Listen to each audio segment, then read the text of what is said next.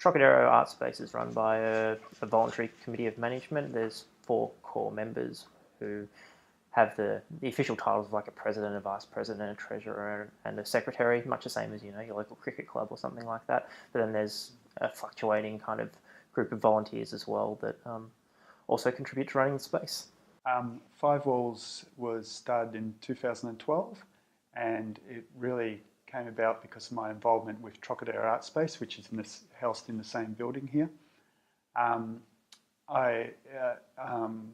From working with Trocadero, I thought there might be an opportunity to start another artist-run space inside the building, and that's basically how it started. Blindside's managed by a board of directors, so there's around 8 of us, and we are each assigned a specific role to take on different tasks that the gallery requires. And we also have a gallery manager who works 2 days a week, and an associate program, so a range of volunteers that are also assigned roles, and we find it works really well. So Kings is run by a committee.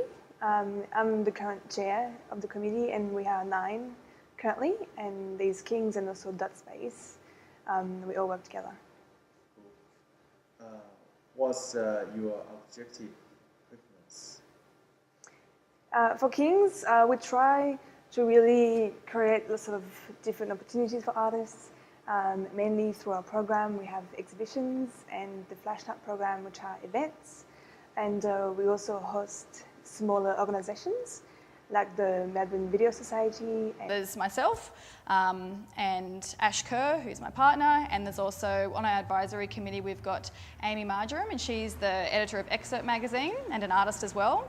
And we've got Andrew Gaynor, he's an arts writer and curator, and we've got Louis Porter, who's a researcher and an artist.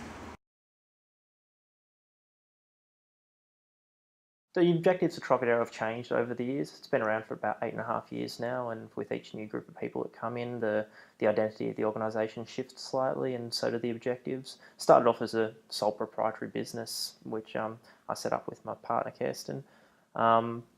And back then it was quite, selfish in many ways. It was about trying to end a sense of isolation in your practice and gather a group of people around you. And to some extent that still is important today. But bigger than that, I suppose, it's taken on a mission to try and provide opportunities now as well for young and emerging artists to have some of their first shows.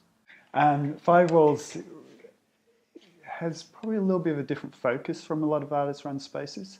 Most of the artists that show at Five Walls are a little bit more mature in their career.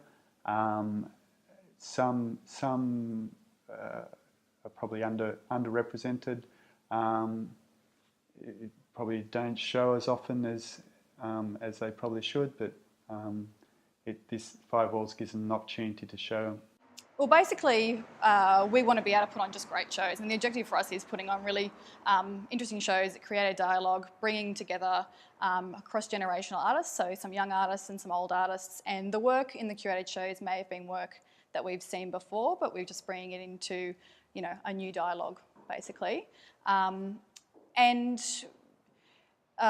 far as, we wanted to start out with the curated shows to get, our style established, and group shows are also a great way of introducing lots of different people to the gallery as well. But we also will be next year or shortly sending out our proposal applications so people can apply for the space. Blindside's objectives are largely around supporting experimentation. So we like to ensure that the artists that we present are pushing their practices. And I guess we're trying to ensure, well, as much as possible, some cutting-edge art and a new experience for the audiences that we that come to the gallery space. And we have a lot of cultural tourists from around the world where, Blindside is on their list of destinations because of the fact that we're on the Flinders Lane precinct.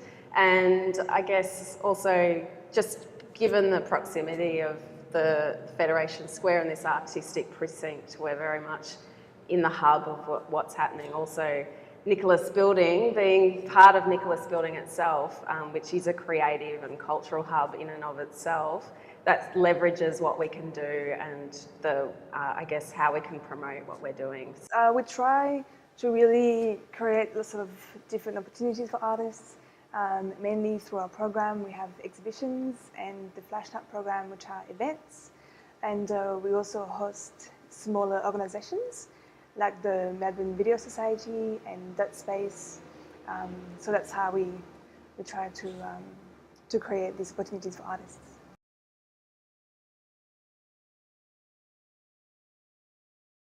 I think one of the things that a committee looks for in a proposal is the fact that the people who are writing the proposal have an understanding of the space to begin with, the style of the exhibitions that have gone there before, and the type of arts that's shown, and have thought about how their work fits into that context as well. You know, you don't want to be exclusionary by any stretch of the imagination, but you don't want to show something that's so off kilter with the kind of the types of artists that you're showing and those that you're representing. So, you know, we're not about to have rotary art shows in the gallery. We wouldn't expect those sorts of artists to propose to us either. But having said that, you know, we're really quite open. We're after people who are ambitious, people who, you know, strive for, you know, a professionalism in their practice, but also you know, everyone starts out somewhere. So we're really open to people, you know, having their first show with us as well. With Five Walls, it functions in a slightly different way than other artist-run spaces. Although we have an ongoing proposal call out, most of the artists that show at Five Walls are by invitation. So I actually approach the artists and ask them if they'd like to have a show here. And in that way, it's actually, there is a projection of my vision upon the space. So it really reflects my curatorial approach towards the space. I think probably keep it fairly simple. Show us lots of examples of the work. As far as the idea goes, of course, we want to hear the concept and see some of the work, but just keep it fairly simple, and definitely feel free to make a time to come and see us and talk to us about the work or show us work. We're really happy at any stage for people to contact us and either email us with some examples of their work to be part of curated shows to let us know about their work, because obviously, you know, we know quite a lot of artists and we see a lot of exhibitions, but there's no way we're going to know all of the artists that there are. So we encourage artists to contact us anytime and make us aware of their work. And as far as application goes, that's generally sort of more for a solo show or a curated exhibition, and it would be just to, you know, keep it fairly simple, but if there's any confusions, just to give us a call or an email and we can have a chat about their idea. We're always looking for innovative concepts, I guess, essentially. Proposals that somehow have a context around BLINDSIDE itself is always interesting to us. We're also, obviously, if in terms of advice for emerging artists that are, you know, preparing their first submission, just remember to ensure that your images are of a really high standard. Sometimes images can be out of focus and not necessarily telling a story about the artist's practice, and so it's important to consider when you're submitting your support material that you're sharing a story about your practice, whether that be through video or sound or the visual image. I guess also being succinct and concise when you're preparing your statement of intent. It's really important that there's clarity around what you're aiming to do. I guess sometimes you get proposals that they're so wordy and it's really hard to unpick and what's really actually going to be presented in the space. So I'd suggest that people keep it pretty clear and simple. So I'd say first look on our website to look at the date where proposals are due, make sure you have enough time and contact us if you have any questions. Coming to visit the space is quite important, and also make sure you understand that we have a thematic programming, so every 6 months we do a call out under a particular theme. So you have to be aware of that, and of course not be too literal in the way you respond to the theme. And of course, as usual, be very clear in your ideas and all of that. So our programs, we have all exhibitions that are open for proposal and reviewed by the committee. And we also have the Flash Night programs, which are the one-off events. And these are free events, and they're an open program, so artists can contact us anytime during the year, proposing an idea, and the committee will review them as they come in most of the time. And you only choose one artist, or can be group show? No, it can be group.